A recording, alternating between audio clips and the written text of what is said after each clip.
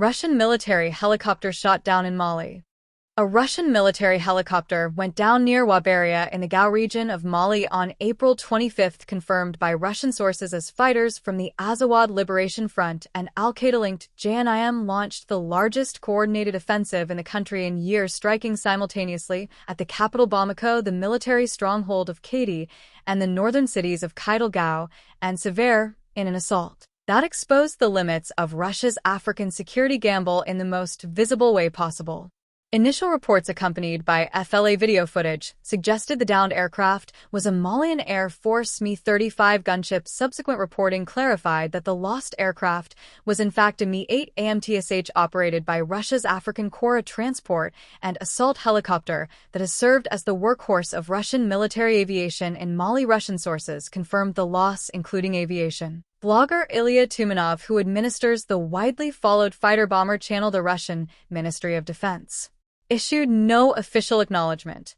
The scale of what unfolded on April 25 went well beyond a single helicopter. Two loud explosions and sustained gunfire struck near Kidal, the main military base on the outskirts of Bamako, and the home of Mali's military ruler General Assimi Goïta. Shortly before 6 a.m. local time, the residence of Defense Minister General Sadio Kamara was reported hit and destroyed, though his staff said he was not home at the time. Goïta's whereabouts remained unclear for hours. At virtually the same moment, fighting erupted in Gao, Kidal, Severe, and Mopti, a coordinated nationwide strike that the Konrad Adenauer Foundation's Sahel program director Ulf Lessing called the biggest coordinated attack for years. JNIM claimed responsibility on its website as Alex, stating that the attacks were carried out jointly with the FLA. FLA spokesperson Mohammed Al-Malaloud Ramadan announced on social media that his forces had taken control of Kidal and positions in Gao, including one of two military camps in the city. Of former mayor of Kidal, speaking anonymously to the Associated Press out of fear for his safety, confirmed that gunmen had entered the city and were fighting the army in its neighborhoods. The U.S. Embassy told American citizens to shelter in place. Bamako's international airport closed with flights turned back or canceled by evening. The governor of Gao had declared an overnight curfew.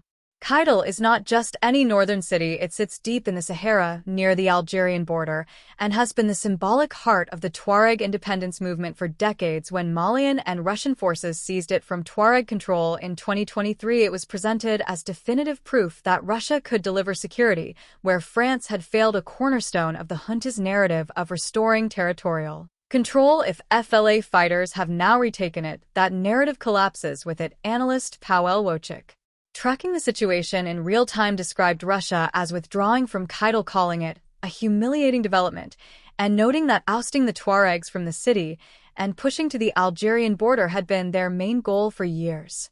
The withdrawal detail that followed was perhaps more significant than the retreat itself. Wojcik reported that the corridor being offered by the rebels applied only to Russian African Corps forces. The Malian army was apparently not being extended the same passage, suggesting that the FLA and JNIM had opened separate negotiations specifically with Russia, leaving their nominal Malian partners exposed. Both groups had made what Wojcik described as unprecedented diplomatic outreach to Russia. The previous day, a contact that appears to have produced a de facto ceasefire arrangement for Russian personnel, while the broader fight continued around them.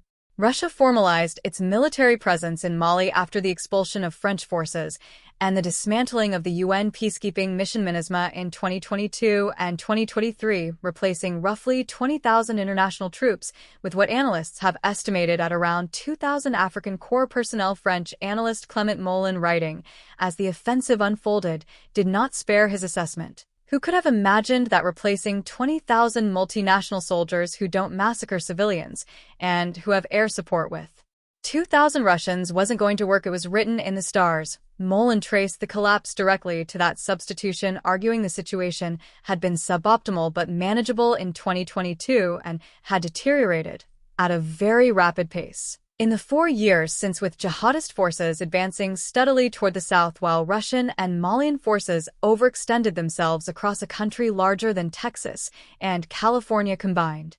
The African Corps, the rebranded successor to the Wagner Group's African operations, now formally under the Russian Ministry of Defense, has been fighting simultaneously against Tuareg rebels of the FLA in the north and JNIM Islamists in the central belt. Russian forces control key bases in Severe, Gao, and Kidal, and also guard gold mining sites and other mineral deposits that serve as compensation from the Malian authorities for security services rendered that arrangement security in exchange for resource access has always depended on Russia actually delivering security. April 25th tested that proposition and found it wanting.